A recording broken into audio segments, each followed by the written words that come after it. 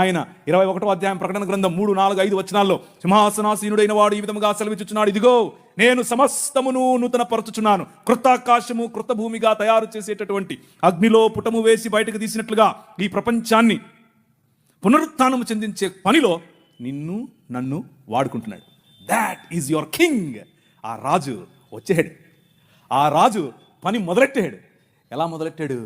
ప్రతి సమాజాన్ని పట్టుకోవటం ద్వారా, ప్రతి ప్రభుత్వాన్ని ప్రభావితం చేయటం ద్వారా. ఆనాడు నిమ్రోదు సమయం మొదలుకొని ఈనాడు నరేంద్ర మోదీ గారి ప్రభుత్వం వరకు హీ ఈజ్ ద కింగ్. ఆయనే నడుపుతున్నాడు, ఆయనే చేస్తున్నాడు. మన జీవితాలను మరింత ప్రభావవంతమైనదిగా చేయటానికి ఈరోజు భారతదేశం అన్ని దేశాల కంటే రిలీజియస్ మైనారిటీస్ పైన ఒత్తిడి తీసుకుని రావడంలో, వారిని హింసించడంలో ప్రపంచంలో ర్యాంక్ నంబర్ 1 మనం.